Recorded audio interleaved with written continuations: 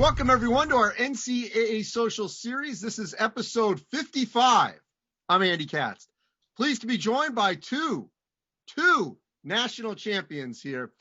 Abby Brenner from the University of Michigan, as the Michigan women's gymnastics team won its first ever national championship, and Colin Felix doing the same at UMass in men's hockey. So it was an unprecedented year for all of us, still is. And then in your respective sports, and I want to dive deeper into this with both of you. So first off, congratulations.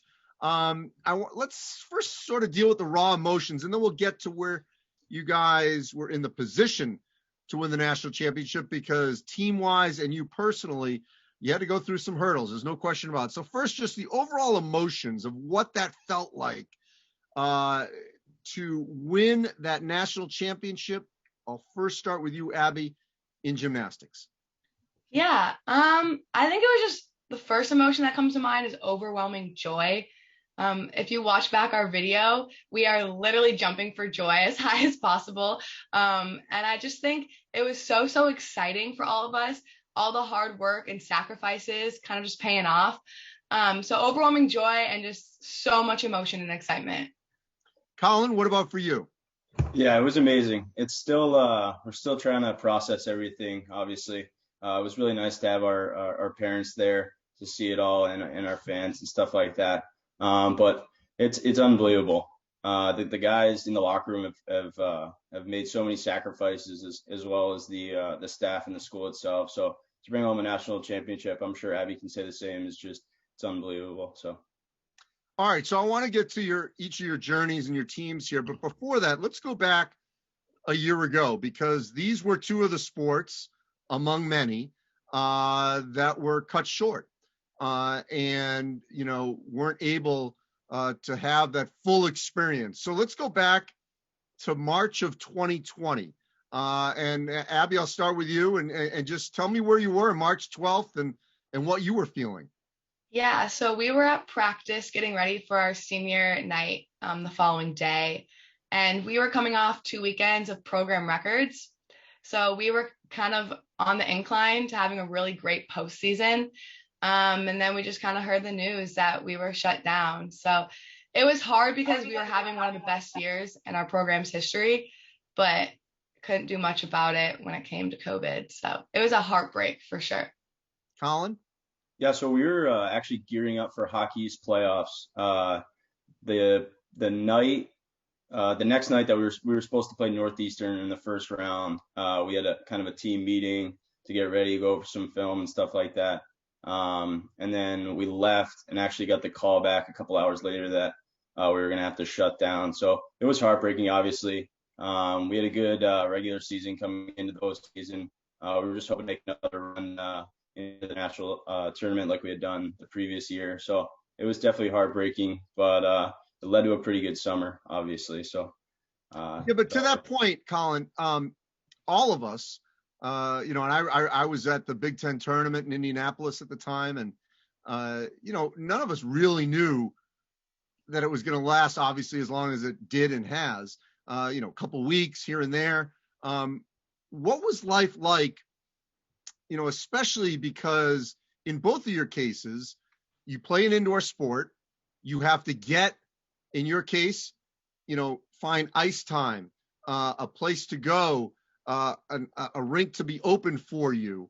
In gymnastics, the same thing. You got to find a gym to work on your sport. What were those, April, May, June, the real hunker down months? What were those like for you, Colin? And then Abby, if you can tag that on the backside.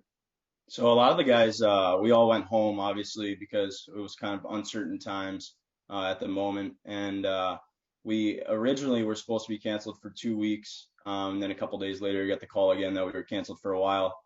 So we all went home. Luckily, I have a gym at the house, so I was able to work out. But I know a lot of guys were struggling to find ice. The ice is the biggest thing. For me, the closest rink to me down in New Jersey, in Ocean City, New Jersey, is an hour away. So for me to schedule and get ice where I can be with other guys to practice on my game and stuff like that, it was really tough. And I know a lot of guys struggled with that. We did a lot of body weight workouts because we didn't have a lot of equipment. So it was a different time, but it was definitely different. So Before Abby, you jump in, I'm sorry. When was the first time, Colin, that you were back on the ice with teammates? With teammates, we got back in August, so that was the first time I was on the ice with the guys from school. I was able to do some workouts with some players down in New Jersey late into the summer, but the first time I was back on the ice with everyone was either late August or early September. And Abby, what was your journey like to actually get back to where you were on the uneven bars? Yeah, it was really challenging for us. I mean, a lot of us, like Colin said, we all went home. Some people had bikes and treadmills and things to work out in, and some people virtually had nothing. So kudos to our strength coach because he came up with the most creative exercises. I mean, people were squatting with backpacks and books, and we had towels on the floor and for hamstring curls. I mean, we were doing it all. So kudos to him. But I think we didn't get back till July in the gym, and still we had, I think, max of 4 people in the gym with our coaches. So it wasn't even like a full group of girls. It was definitely hard, but it was kind of fun to get creative. I think I got a lot of stares outside as I was like flipping in the grass, but yeah, definitely a hard time. So Michigan this season, obviously every school, every state, every county dealt with COVID differently and had different outbreaks. But the thing that was really tough at Michigan was, if I'm not mistaken, I think it was in late January, February, correct me if I'm wrong here, where because of the UK variant, the whole campus was shut down, the whole athletic department was shut down, and every sport was shut down. So take me through that part of the season when, okay, we've figured it out, we know what we're going to do, we're going to sort of get through this COVID to get through our season, and now, bam, shut down completely. Yeah, that was really hard because we were right in the middle of our season. We had just started. I think we had 2 or 3 weekends in our belt, and we got a call that our entire athletic department was completely shut down, and we were in a 2-week quarantine. Not allowed to leave your house. You could do some training with your trainer if you needed therapy or something from a surgery, but for the most part, we were all shut down. And it was hard because it was, like you said, right in the middle of our season, and we were trying to build momentum. But I actually will say, I think coming out of season, it was a really big turning point for a lot of us because I think mentally it was kind of a reset of, okay, this is how we're going to get things done. And, kind of we had a bunch of Zoom call meetings and team meetings and kind of really set goals for ourselves and how we were going to, finish this season out. So I think ultimately it helped with a little bit of a mental reset, but going through it, it was definitely a challenge. Colin, you guys had your COVID issues all the way to the finals. I mean, you get there and you're looking at, your leading scorer, your starting goalie, I think a total of 4 players. What was it like to navigate and to really win a championship through those kind of obstacles? Yeah, absolutely. So I guess starting back to when we originally got shut down the year before, kind of knew that this season we couldn't take anything for granted because we didn't know how everything was going to lay out. We knew that other programs were shutting down, and very easily that could be us. So coming into the playoffs, we were obviously very diligent about staying with ourselves and trying to avoid as many cases as possible. But we got pretty unlucky and had a case. And then with contact tracing, we had 3 other guys have to stay back for the first round in Pittsburgh for the Frozen Four. And it was tough, so it was kind of that next man up mentality. Greg Carvel, our coach, did a great job kind of keeping us on track.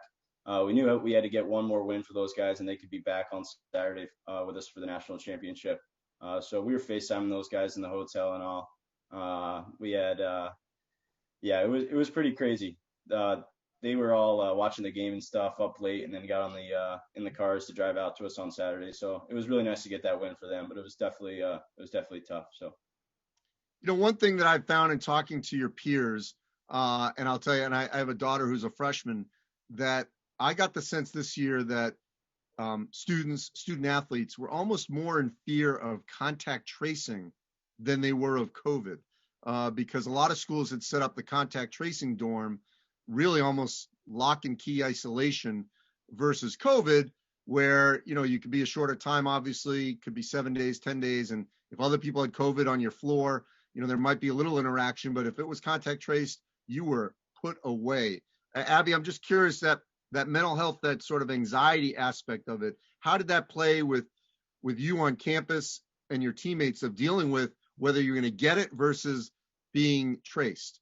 Yeah, well, just like you had mentioned, when you are contact traced, you have 14 days completely, whereas COVID, it was a max of 10 days, at least for us here at Michigan. So you just didn't want to get contact traced because you had no choice. It was lock and key. That's kind of your fate, was 14 days locked down.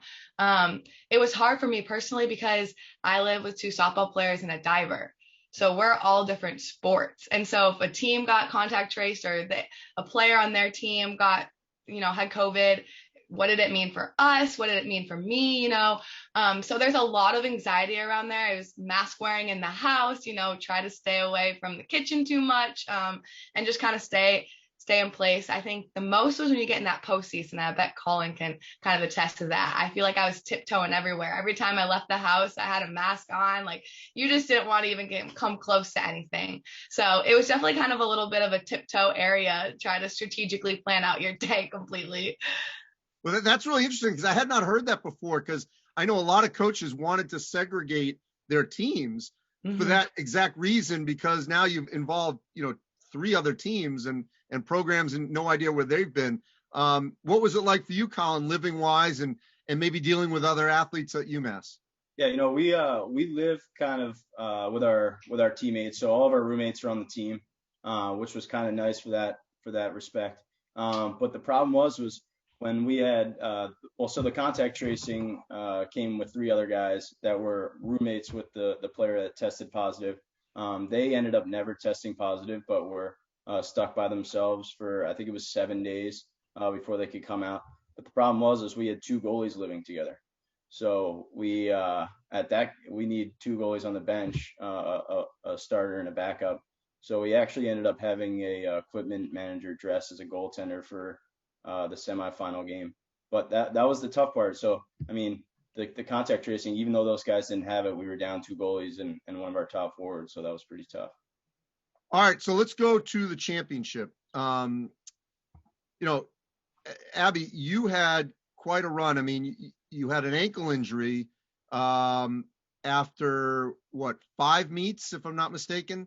And there was a little bit of uneasiness of, you know, you didn't know if you were going to be able to compete in the postseason, let alone in really an epic championship match where you guys basically just squeaked out down to the last event over Oklahoma, the defending champ. I mean, right on, you know, the tails obviously were Utah and Florida, 2 traditional powers. Obviously, Oklahoma is. Take me through, if you can, just your mindset of wanting to make sure that you could compete in that national championship match after that ankle injury. Yeah.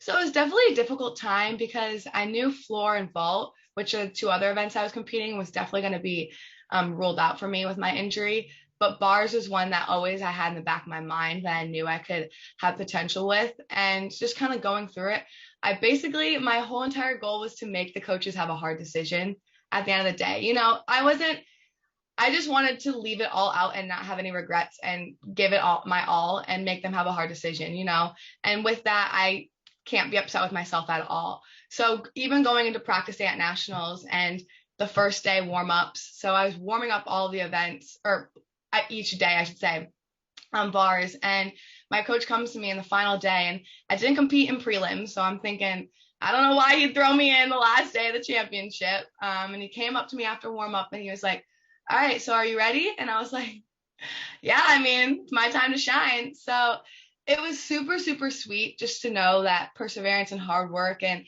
just kind of keeping going the entire time and not letting anything kind of get me down was super, super sweet. And then just to nail bar team and have my season high, not competing since February, was even more but I just think going into that meet, the entire mindset for everyone was, it was our day and nothing can go wrong. You know, we knew it was going to come down to the last event and the last routine, but it was just, we all had a feeling of it's our time to shine. Like this is our meet and it's our time.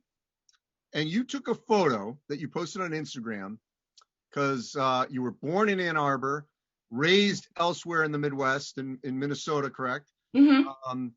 And yet you get a chance to win a national championship at the University of Michigan, sort of the full circle. And you have another year, obviously, as a rising senior to try to do it again. And you think about that beginning to where you are now, to COVID, to the ankle injury, to actually competing and helping Michigan win a national championship.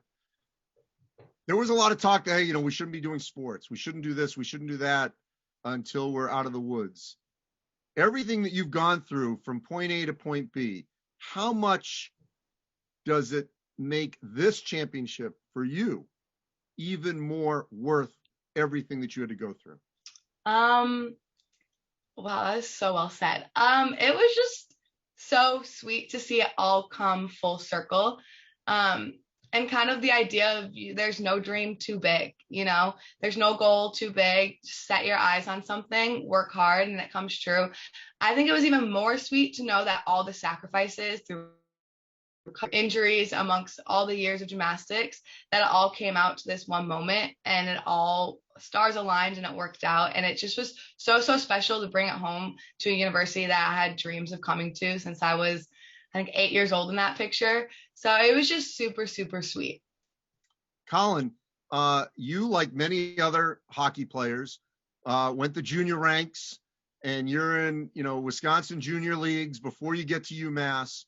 And I'm just curious if you could think back to, you know, playing in Janesville or Madison and talking to that Colin Felix and say, you know what, this is what you're going to have to go through to win a national championship as a collegiate junior. Are you ready for that freshman or that young teenager in junior league hockey? What would that Colin Felix say?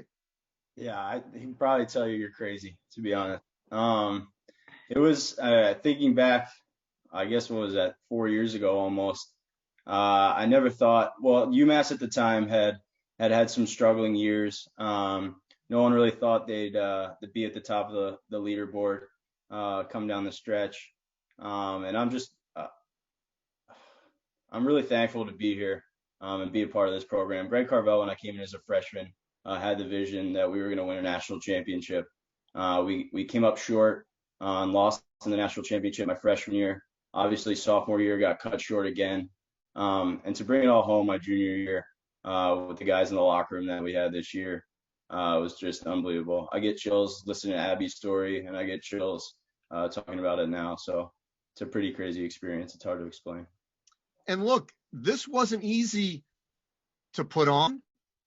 2 Big Ten teams didn't even make it out of the starting gate, Michigan and Notre Dame. You guys had 1 positive, 3 contact tracing at the Frozen Four.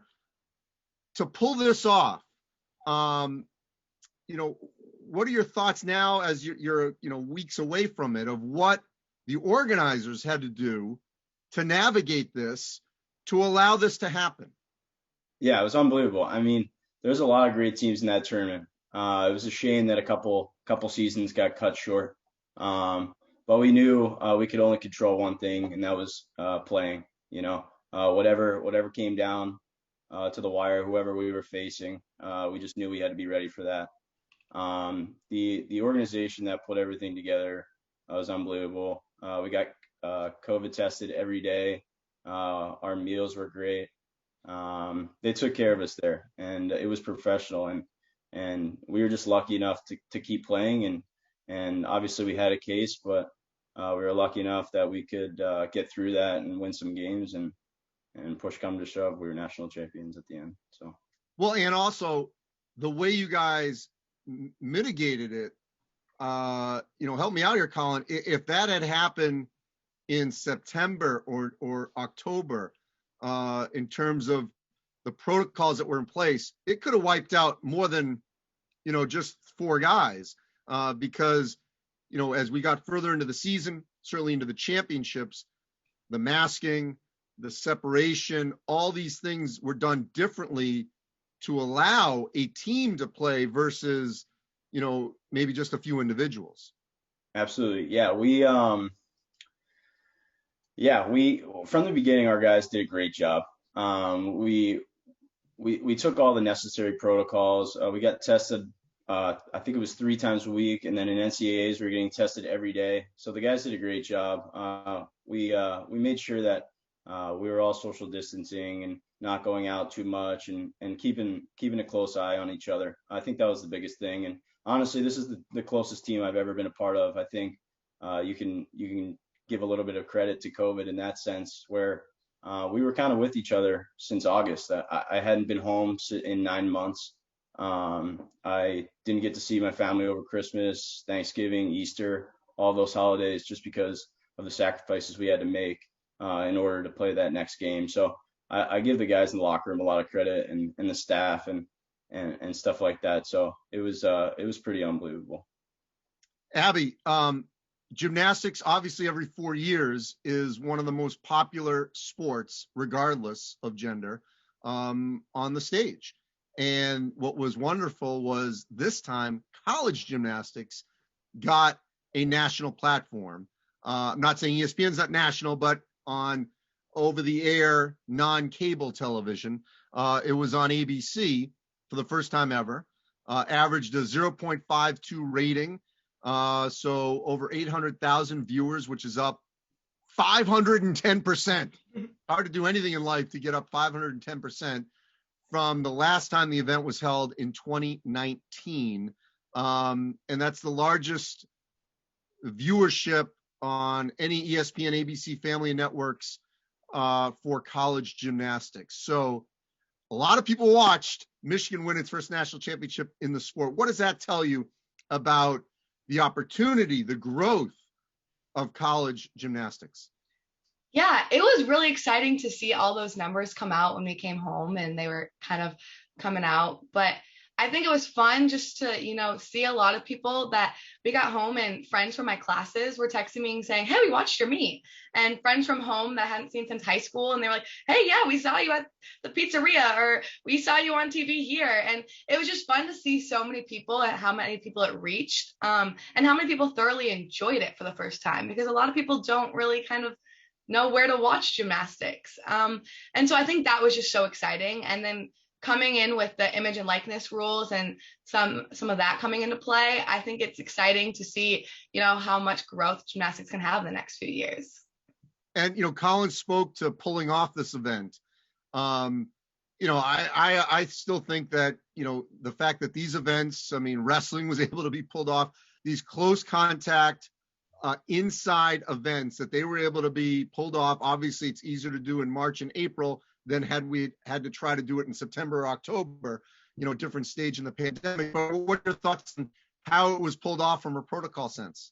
Yeah, so we were tested every single day with the rapid antigen test, and then once a week with the PCR test. So that was started back in the fall, I believe in October-ish time. That was a Big Ten Michigan deal. Yes, that was a Big Ten ruling. So the 6 days a week or the 7 days a week testing was Big Ten. So we were getting tested constantly. We were wearing masks in the gym, so we had to practice with masks on, which was something to get used to, because swinging around a bar with a mask is a little different. But it was, like Colin said, all of our girls, we did everything we could to have this season go on. We weren't allowed to see our parents until the end of season. So a lot of the freshmen, kind of coming to college, it was super fun to have all your parents come to the meet and see your parents. And it's an every weekend deal. And, they weren't allowed to this year, and all of us weren't allowed to. So it just made all of that super, super sweet. And at the end of nationals, our head coach, Bev, had promised us we'd do one big family hug with all our parents. And it was even more sweet that we got to do that, calling ourselves national champions. And how about the way the event was run on site? On site? Yeah. So we tested, I think, 3 times while we were there, right in the hotel, which is super, super convenient. We all had our own locker rooms, masks and everything were mandated. The meals and everything were super professional.